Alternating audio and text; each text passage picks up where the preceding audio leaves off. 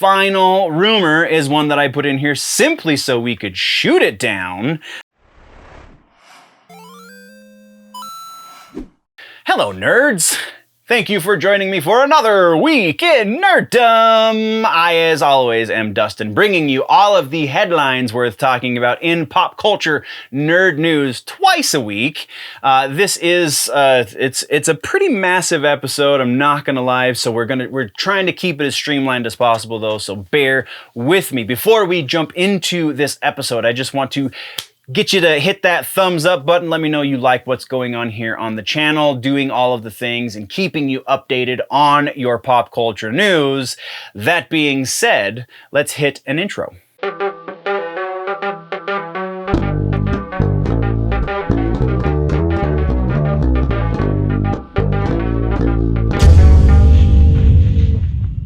Housekeeping first. We are doing shout outs at the beginning of the housekeeping section. We have a few more followers on the TikToks and on the Instagram. So we're going to start with TikTok. I'm only going to say screen names because I don't know if there's a way I can see your real name and I haven't gone through to find such information. So I am a gamer.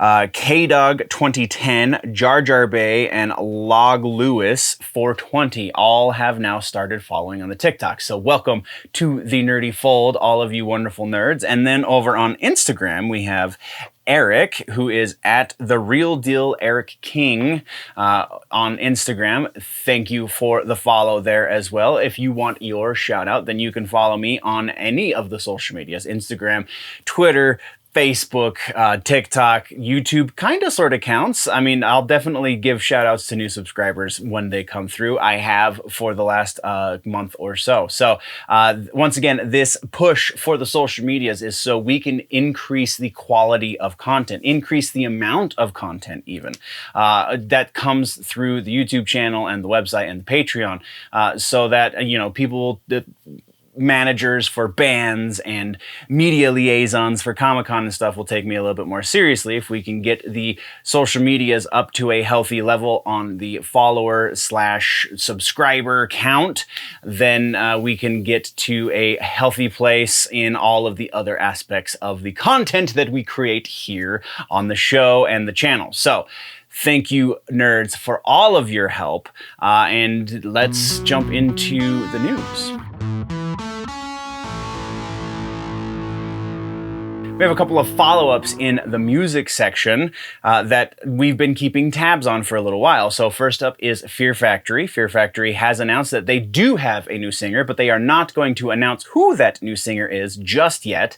It appears that they want to unveil this new singer through new music. With Dino being on tour with Soulfly right now, that new music has yet to be written. So once the Soulfly tour is done, they're going back to their studio or their practice space or wherever back in California, and then they're going to write new music that they can then show the world with this new vocalist. So congratulations, I guess, to the guys over in Fear Factory. Our next follow-up is the ongoing tragedy of the Dimebag Daryl issue with Dean Guitars. His widow, Rita Haney, and the now CEO of Dean Guitars, Evan Rubinson, are kind of in a bit of a media battle right now. It seems that now Evan Rubinson has come forward saying that Rita's accusations are without merit.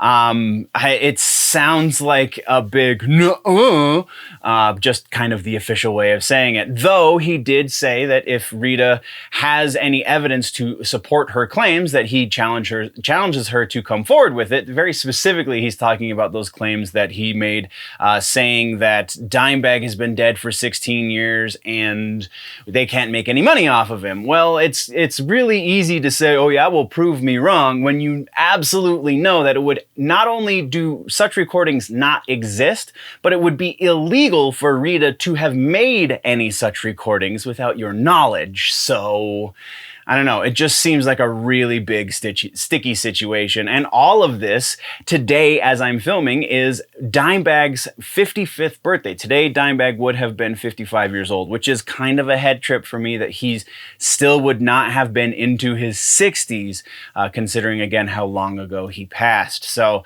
very strange update there, and kind of a happy birthday to Dime. This is, again, as I'm recording, so as you're watching or listening, it was yesterday. So continuing on, that is all we have for follow-up. Now we have new music videos, or new music rather. Hailstorm is going to kick off this section. Hailstorm just released the music video for their first single from their next record.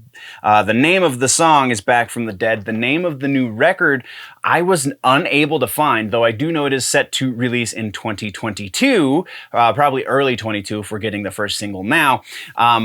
All of that being said, go check it out. It's a pretty rockin' tune, so there's that. And then our other piece of new music is not metal or necessarily rock and roll at all. Ed Sheeran is putting out new music. This is the second single off of his next record, Equal. The name of this song is Visiting Hours. The record is October 29th will be the release date.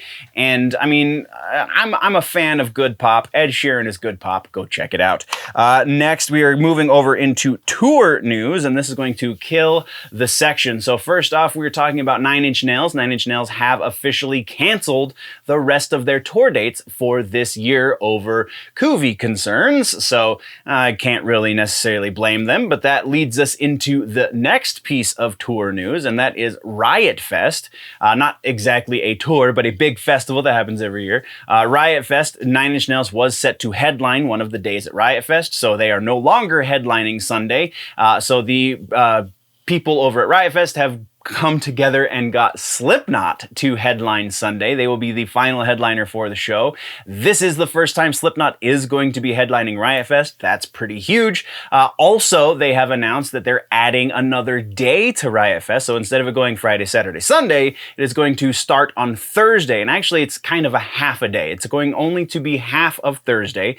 If you have 3-day passes, or if you have bought just Sunday passes, then you will be able to, you will be the first in line, I guess, to purchase tickets for Thursday. Thursday is going to be headlined by Morrissey and also curated by Morrissey. Morrissey will have control over everyone on stage Thursday evening. So if you are interested as such and you are okay with 100% vegan food, as that is the only way Morrissey will perform at a venue, then by all means, go get tickets. Link down in the description. Turning next to gaming and tech, we're starting off with follow-ups. This is a brief follow-up on the Splitgate game, which we keep trying to play on stream and keep having server issues, and that kind of leads into the follow-up that we're talking about today. Those server issues have led the makers of Splitgate to postpone the official launch of the game indefinitely. It is going to remain in beta until they can figure out whatever the hell is going on. So as more develops there, we will keep tabs on it, but we're moving next into some actual news. QuakeCon is happening right now, and Bethesda is doing, or id Software, I guess, but who was owned by Bethesda, who is now owned by Microsoft. They made the announcement for QuakeCon that we are going to be getting a 4K remaster of the original Quake game. Going to be getting, I say, that's launched. It's $10. You can get it on all platforms, Xbox, current and next gen, PlayStation 4, 5, PC, as well as Switch. So you can go get it in your respective digital gaming stores. And again, it is $10, a 4K remaster of Quake. That's huge. Next, we're talking more tech, less gaming. Amazon is in the news, and that is Amazon is opening, and this one is kind of a reverse tech even. Amazon's opening department stores, like actual brick and mortar, you can walk through the doors and go test out the gear kind of department stores. And not just gear, obviously. Department stores are going to be clothes and shoes and so on and so forth, etc., etc. So the Amazon department stores are going to be a little atypical. When you think of a department store, you think of like Macy's or Nordstrom. It's going to be much smaller than that. And a much smaller scale, approximately 1/3 the scale. The average department store is somewhere around 100,000 square feet. These Amazon stores are only going to be around 30,000 square feet, and they're only rolling out in approximately 8 states to begin with. That is reportedly their beta test. Ohio, California, New York are the only ones I really remember because I didn't put it in the notes because I make amazing notes. But that's very interesting. Again, kind of strange backward step with this tech thing, right? Because digital exists to put the physical out of business, is the assumption. Anyway, moving right along, next we're talking about Facebook VR, and the new announcement from Facebook VR is Horizon Workrooms. So this is not Horizon, the digital play area that Facebook has announced that they are currently working on for the gaming side of things. This is corporate. Horizon Workrooms is a digital meeting room. You use your Oculus Quest 2, you see other digital avatars for people that also have Oculus Quests. There is a way to phone in. If you do not have VR through Facebook, then you can join in on the meetings and such through just a regular webcam. So it's pretty integrated. It's pretty interesting. It utilizes the Oculus Quest hand sensing technology, so you don't need the controllers to do the meeting as well. Very interesting. Still looks like it needs a little bit of work, but we will definitely be keeping tabs on the Facebook VR side of things. Our next piece of gaming and tech is more gaming. This time we're talking Elder Scrolls Skyrim is getting a 10-year anniversary release. This 10-year anniversary release is going to be huge. It is going to include everything that has been released up to this point. So everything from the original, all of the DLC, and the special edition that came out a few years back, plus over 500 additional pieces of content that are coming in the form of new spells, dungeons, bosses, weapons, etc., so on and so forth. And the addition of the ability to fish in Skyrim, which has not been in this game as up until this point. So pretty huge. You can upgrade your special edition for a smaller fee, or if you want to upgrade your special edition just from one generation to the next generation, then that is possible too, though you will miss out on the 500 pieces of additional content. That's huge. That is all we have for gaming.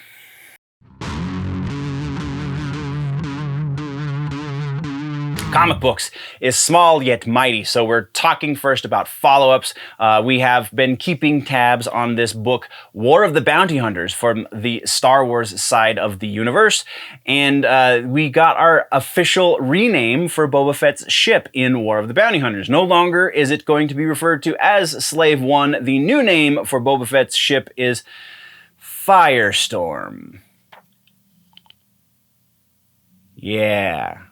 We're just gonna leave that there and continue on our way. Our next piece also has to do with Star Wars. This is the announcement of a new book, though. Crimson Reign is a new book coming from the mind of Charles Soule. This is the second story arc in his Star Wars trilogy.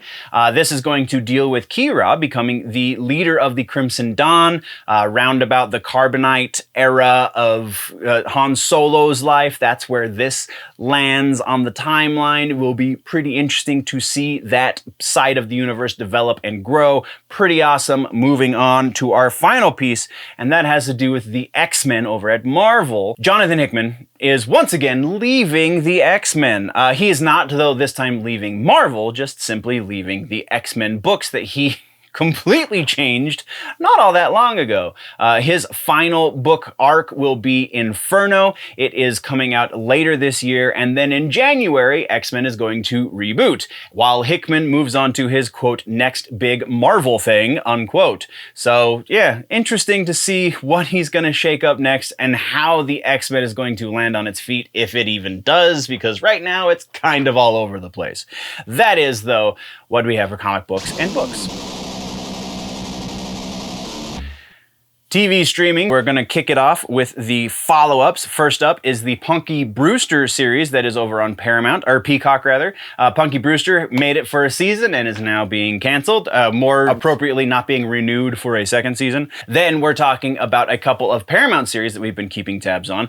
First up is Yellowstone. The release date for that has been made known, November 7th. We will get the first 2 episodes on that day, and then they will be released weekly from there. And we are also getting Mayor of Kingstown, November 14th, as well as 1883, December 9th. For whatever reason, that part did not make it into my notes, but I'm pretty sure it was December 9th. It could have been the 4th, but whatever.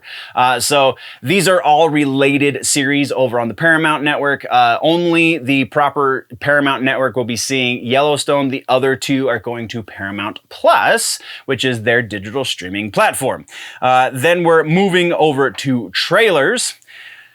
We have another He-Man and the Masters of the Universe series on Netflix. This is another animated series. This is not the rumored live-action series. This one seems to be a little more fan servicey in that it's directed at kids, and He-Man doesn't exactly get sidelined, though that is questionable. Judging by the trailer, go check that out. This is the same executive producer from the Kevin Smith series, Rob David. He also is the producer behind the DC Comics series that feeds into the Kevin Smith animated series. So just a whole lot of, is this what we need? Is this what the fans wanted? Really? Moving on. Our other trailer that we got this week is the new Foundation series over on Apple TV Plus. Foundation, this is definitely doing big things for the hype level for this new series. Interesting takes on licensing as far as like how they're going to tell the story, because it would be a difficult book to adapt straight. There is definitely, you have to take some liberties. So very interesting to see which liberties they're showing us in the trailers. But all in all, I'm super hyped for this series. So that's what we've got there. Next, we are talking about another AMC series, also coming from the mind of Anne Rice. Anne Rice fans rejoice. The Lives of the Mayfair Witches will be hitting AMC screens sometime next year, presumably, because they are in active production on the show now, much like the the Interview with the Vampire series that they're kind of early stages on. It sounds like they're a little further along in the process for Lives of the Mayfair Witches. So very likely we will be seeing Mayfair before Vampire Chronicles, which is very interesting, being as, you know, they came out in the opposite for the novels. Anyway, that is what we have for TV streaming.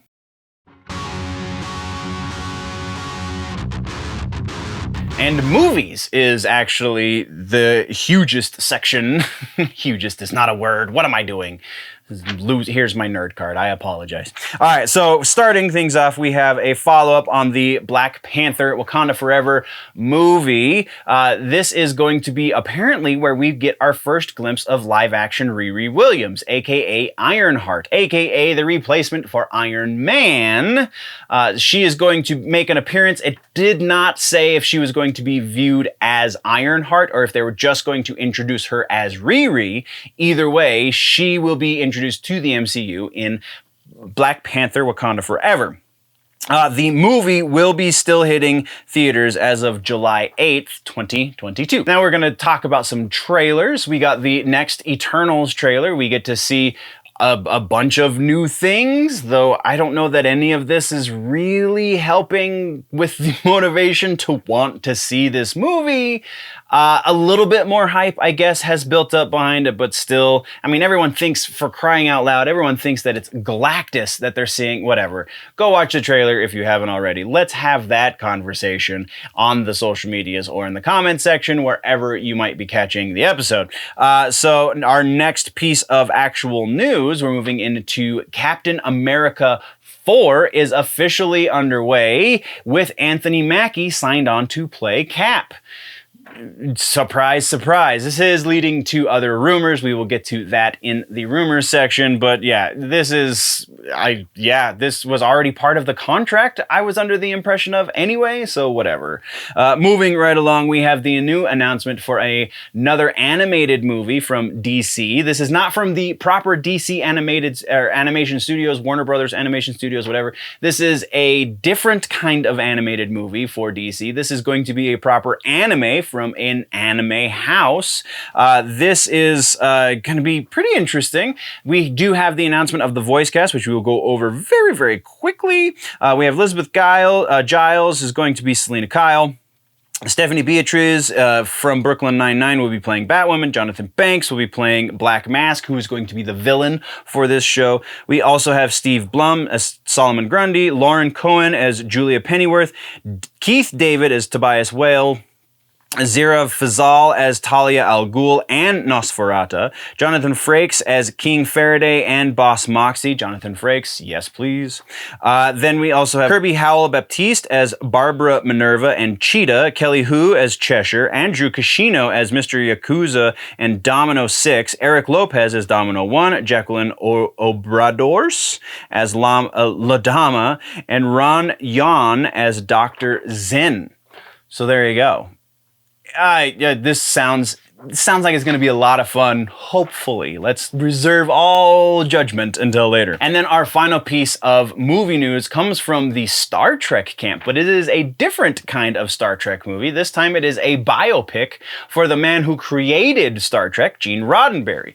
There is currently a movie that is in the early stages of production that is going to be a biopic for the life and times of Gene Roddenberry, which is pretty freaking cool. The other cool parts about this, Roddenberry Entertainment is going to be the production studio, so the people who make all of this stuff and are in charge of the Star Trek rights anyway. And also Rod Roddenberry is going to be executive producer on the project, so we can be pretty sure that it's going to do pretty good things to the memory of Gene Roddenberry. Hopefully, though, we don't get whatever the Queen biopic movie was. Hopefully it's not that levels of good things, because that was like bold-faced lies. Anyway, that is what we have for the movie section. Rumor mill is actually quite quick for this episode. First up is Secret Wars. We now have some pretty good indications that this is actually going to become a thing.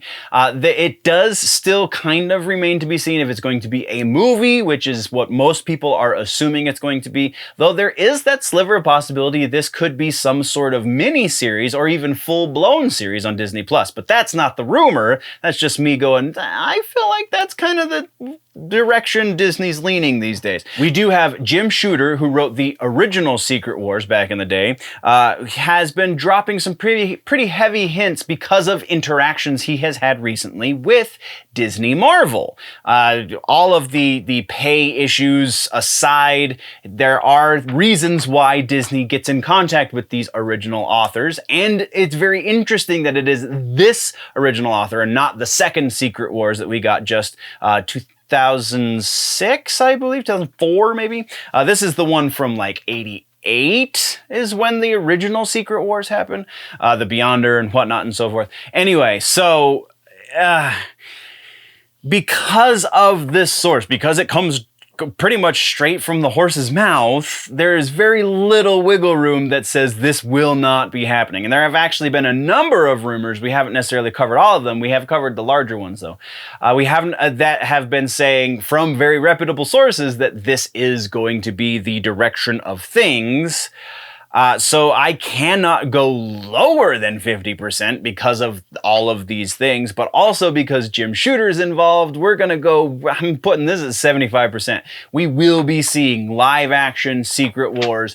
Honestly, that's me being super conservative with the percentage as well. So yeah.